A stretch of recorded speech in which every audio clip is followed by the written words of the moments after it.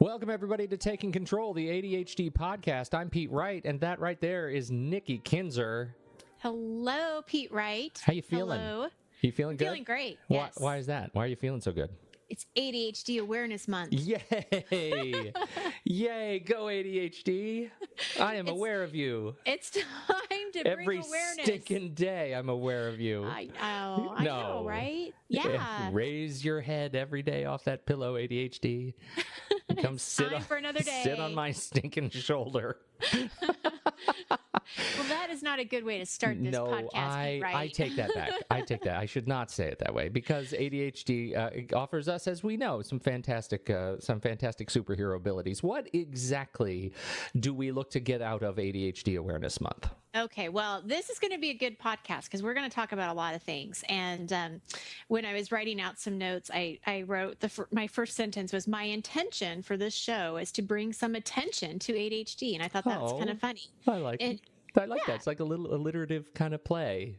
Intention is to bring attention to ADHD, which, so that's my point. But I thought that was kind of funny. Do you think I think it's delightful. It's delightful. So that's my point. But there are actually some categories here that I'm going to talk about. First is I'm hoping to share some facts and just some general knowledge about ADHD. So anybody who's out there that's listening, maybe they found something out today that they didn't know before, and they can pass that knowledge along and share it with other people too. So we really do want to bring awareness to this ADHD thing. So that's what I'm hoping for that. Excellent. Also want to talk about some different resources for people to go to because I think that's important. And I want to talk about my new website being one of those resources. I'm very excited about that. And then I also want to talk a little bit about what it takes to make coaching successful. That was a question that was asked to me about a month ago, and I thought it was a really great question and something that we could cover today. I love it. So, Pete Wright. Yes, Nikki. Hi. I am going to have a lot of information to spew. So if you have anything you want to add, please feel free to interrupt me. I will not be offended. To interrupt the spew? Yes. And I may My goodness, I wish you hadn't used that word. Spew? That's like the grossest word you could use for imparting information upon people. Well, what's a different word? Spew? Doesn't spew like it's like it means, that's really. like it's like akin to ooze. Or, I have a lot of great information. It's a positive thing. It is. Yes, you're fluffy oozing cotton candy. That's what I want to think of. Not okay. like throw up.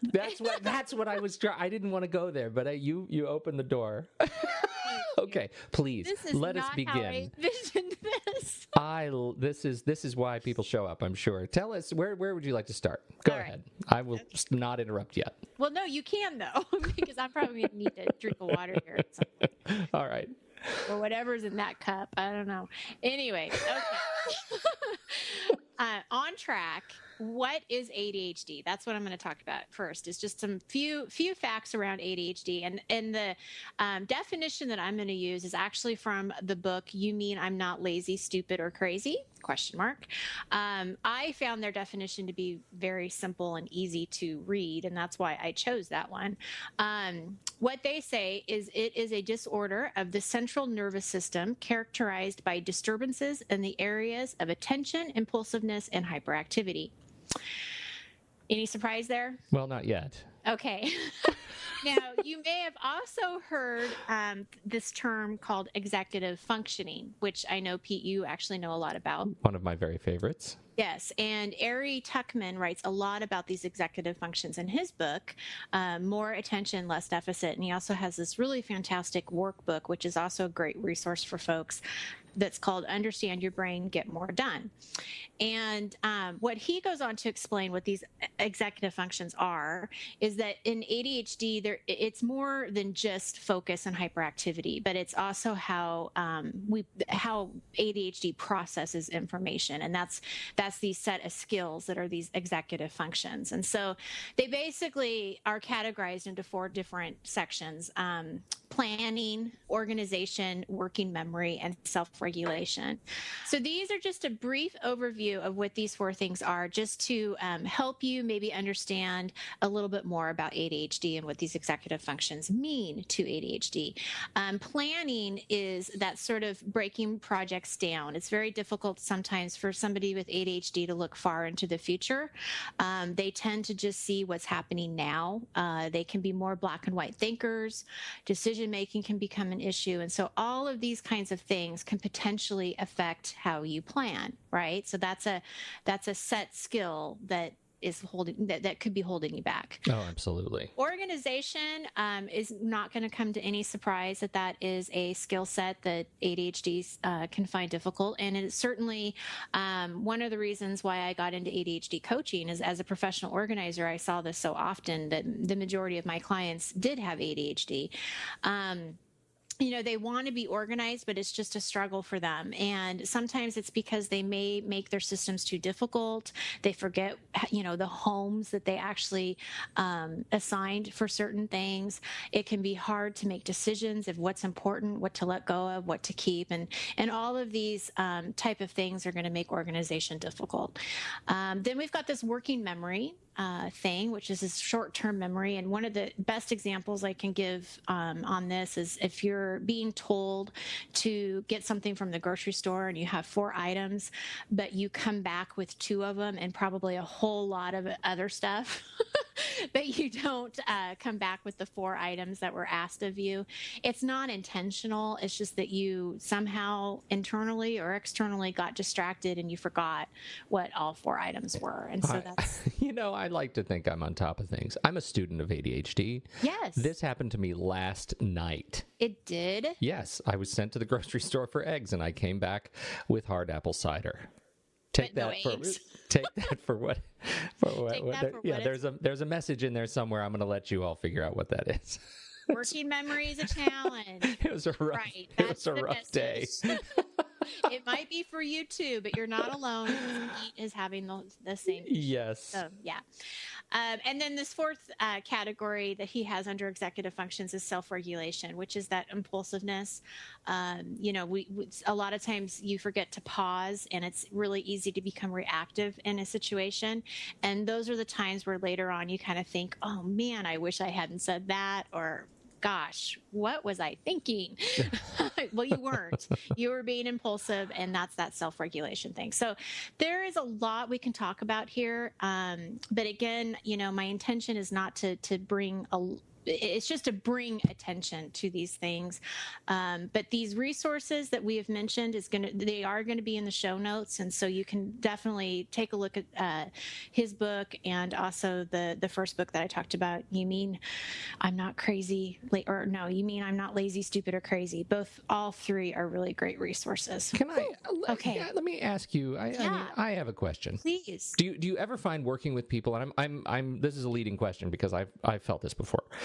That you start to study this condition that you have, right? You're struggling with ADHD, so you start reading about it, and suddenly you just get overwhelmed, and it can be an enormously depressing feeling. Is there such a thing as too much overwhelm, or am I unique in that? Oh no, area? I don't think you're unique at all. And I find myself getting mad. I just get so mad because so much of what you're probably looking at or Googling or researching, it really shows more of the negative aspects of ADHD and doesn't really shine the light of the positives or the strengths. And so that's where I think it can be a slippery slope of, wow, this sucks. This is really depressing. Like I don't have a way out of this, and so I think that's probably where people might fall into that. So absolutely, I think you can probably get too much information. Do you ever offer, what kind of advice do you offer people? Like how do you help people focus on just what's right, what's important? Well, I think it's important to have an awareness of how your ADHD affects you. There's no doubt about that. So I think that there needs to be some conversation around these executive functions, and there needs to be a conversation between me and my client, for example, of how organization affects them, how these planning things affect them, and then sort of work from there as far as giving them the guidance and the support and those strategies and tools that we talk about, so that they don't feel like it's hopeless, right? Totally. I mean, they have choices and they have things that they can do. Now, it doesn't always mean that it's going to be an easy road, or that they don't, they're going to have to put some effort into it. And we'll talk a little bit about that later. Yeah. But I think that, the important thing is to know this affects you. It is how your brain works, but there's an incredible amount of power to knowing that as well. And that's what I would want to carry over, is that now you know this. So what are we going to do about it? Yeah. All right. Make sense? Well, it does make sense. Yeah, Okay. Absolutely. So one of the questions that I do get, again, this is about awareness, is what's the difference between ADD and ADHD?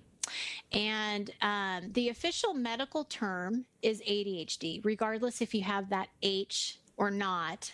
Typically, they'll diagnose you with ADHD. So to make things simple on my website and when I blog and when we talk, even in our podcast, I think for the most part, we just kind of say ADHD. We don't say ADD or ADHD. Right.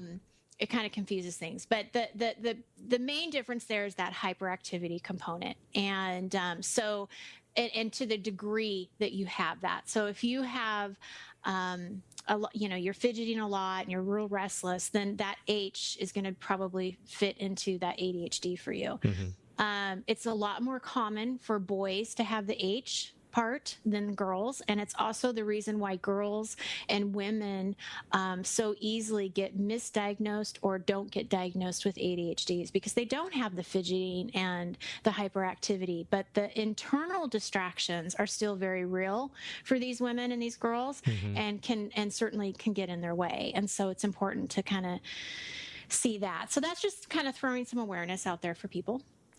Absolutely. Yes. Okay, so moving on. What if you think you have ADHD, but you don't know for sure? And I see this a lot when I tell people what I do for a living. So I'll be, in the car, or not the car line, but I'll be like, in my school waiting to pick up my daughter, and somebody will ask me what I do, and I tell them what I do, and they're like, "Oh yeah, I have that. I know exactly what you're talking about. Yeah, I need right. you. I need to talk to you." Well, anybody can have issues, and when we probably all have issues to some degree with organization, procrastination, things like that. But it doesn't mean that you have ADHD, right? But if you feel like you might, like you really feel like you might, because some of these things that I've talked about earlier are really getting in the way of you having a high quality of life, then that's when you need to go and talk to a professional and get a professional opinion. And you can go through all kinds of different testings and things like that, so that people, you can see if this is a true diagnosis for you or not. And this is where I'm going to get a little serious. Oh. And I don't mean it to be a downer. Okay.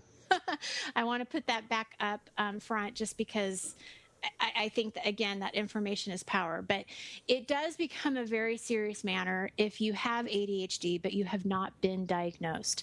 And the reason for that is there's stats out there that say that only 15% of adults have been formally diagnosed and treated, which means there are 85% of people out there that have ADHD, and they don't know it. They're undiagnosed, they're untreated.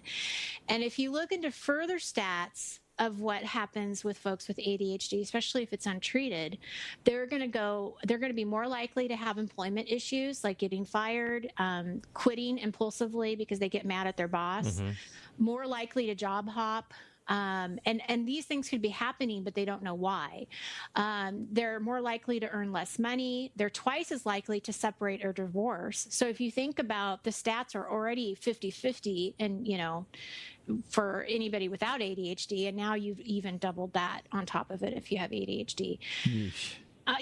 And more likely to abuse drugs and alcohol. So it's serious. I mean, it really is serious. And I remember a couple of years ago, I was at a CHAD conference, and there were people that were sharing their different experiences through their support group.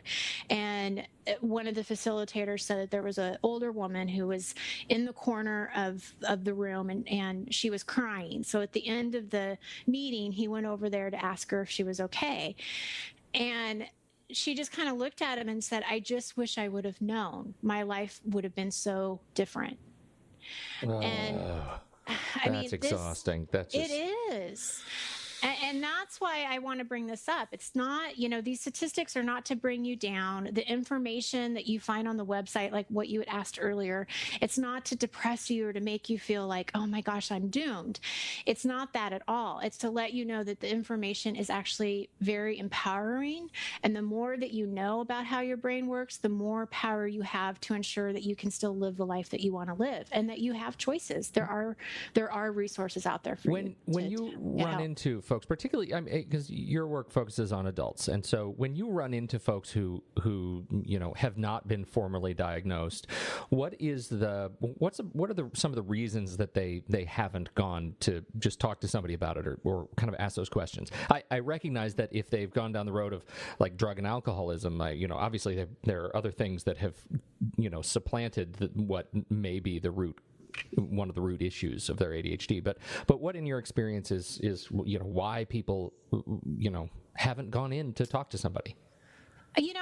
I can only assume what that answer is. I couldn't tell you for sure. I have had a few clients that I've worked with that have not had the official diagnosis of ADHD, but they think they have it. And I've encouraged them to go and talk to their doctors because there's more to treatment of ADHD than just coaching. And that's where you want to, do they need therapy? Do they need medication? What's really going on? Is it really ADHD or is it something else? You can't just assume that it's ADHD. And that's, I guess, my biggest message is that if you really are concerned, you do need to go talk to a professional who can really, truly diagnose you. I'm going to take a guess that there's probably some fear there. I mean, it's just, why do people never go to, there are some people that just never go to the doctor because maybe they're fearing what they're going to hear. What if it's not ADHD and something a lot worse? Yeah, right. And if you don't know a lot about ADHD, there's still a lot of fear of what that is and what that means. And so that would be my guess, but I couldn't honestly tell you for sure. This is the reason. I think there's another one I've run into, and I only experienced it because this was part of my learning was that it's a thing that kids get and they grow out of it, right? And that's an assumption that I think carries some weight. And boy, when you discover that's not true, that's really eye opening. Well, and so many of my clients didn't get diagnosed until they were later in their years. Hallelujah. Yeah, 40, 50s even sometimes. And a lot of times it's because the child got diagnosed first. And then they're like, oh, that's a little too familiar. That describes my family. Yeah, absolutely. And you're not alone. Yeah. I've seen that time and time again, and now it's a family issue. Yeah. And something else too that's important to recognize is if it is a family issue for your family, that ADHD affects everybody differently. So just because it may affect one child one way doesn't mean that's the same exact way it's going to affect the parent. It can come out in different ways. And so, yes, there's these common characteristics, but everybody has their own story to it. So that's important. And there are lots of resources, and that's something that, I want people to be encouraged. CHAD is one of my favorite resources for families and for kids who have ADD. They've got great support groups. They have great classes that you can take. The conference is wonderful and very friendly to parents and children. And ADA is also a really great organization for ADD, and they've got lots of webinars that you can listen to and take right on their website, and they're free, and there's just lots of education. And then there's an Attitude Magazine, which is one of my favorite resources. In fact, Attitude Magazine is definitely an inspiration for me when I'm looking for podcast subjects to talk about. A lot of times we'll go to Attitude Magazine and see what they're talking about. Yeah, right. Okay, so the newest resource that I want to talk about that I'm very proud of is my new website. And I have to shout out to you, Pete Wright, because you have done a lot of hard work to make this website happen. And it's out and it's available for people to look at. The new URL, you are not going to find me at Take Control Organizing. I guess you. Yeah, you will, but yeah, you can. But it will go into takecontroladhd.com. Yes. Correct? Right? Yes, that's right. That works. So new website is takecontroladhd.com. There's a new look. Hopefully you'll like it. Hopefully you'll find that the site is easy, user friendly, easy to read and get around. A lot of things are going to stay the same on this website as before. I mean, I hope that you continue to find the podcast to be a resource for you. Blog posts that are posted there. My coaching services, my ebooks is still available, taking control of your space. And coming soon is the paper solution, which we will talk more about when it's closer to launching. But So close. That is around the corner. And I have some other projects that I'm going to be working on to be resources for folks with ADHD that's outside of just coaching. And so look for those in the next year. So definitely I invite you to look at the website and put that in your bookmark as one of your resources. Excellent. I feel like I need to take it's a little bit of a marathon. I know. I'm like trying to get all this information in. I know, right? But I think the last thing we want to talk about is just because so much of what the new website represents is this kind of ongoing evolution of your work with people with ADHD, and that that sort of manifests differently. You're not directly working with organizing clients anymore, and so your work, your coaching is taking on kind of a new flavor. And so what does that look like these days? Well, definitely focusing on ADHD, which means not just organizing, but all of those executive functions that we talked about, all of those things I coach around with my clients. And one of the things that I kind of want to talk about a little bit, which I just thought was such a fantastic question. It was asked to me about a month ago of what makes coaching successful. And I think it's important that if you're interested in coaching, that you understand this. Because really, if these things don't happen, then it's not likely that coaching is going to be successful. And that's just, being honest. I don't, right. You got to have some of these things going on for you. One of them is you have to be ready to be coached. And what that means is you have to have a healthy state of mind. I'm not a therapist, I'm a coach. And there's definitely a difference between being in a deep depression versus just really feeling frustrated and overwhelmed by your ADHD. And so I'm very upfront when I talk to people in that first phone information that if I think at all that therapy might be a better course of action for you, then I will definitely let you know that. You have to be, ready to be coached, which means you're open to the process and wherever that may lead you. And that takes commitment. And I think, if I was to highlight anything, what is it going to take for coaching to be successful? You have to be committed, which means showing up on your weekly sessions, being as prepared as you can be for those sessions, being willing to really be challenged with some powerful questions from me, digging deeper into things that you probably haven't dug into, very closely. And so it's really being open to that process. Once we've explored, some of these things, then it's time to take action. And that's really where success happens too, is that you have to be willing to do the work.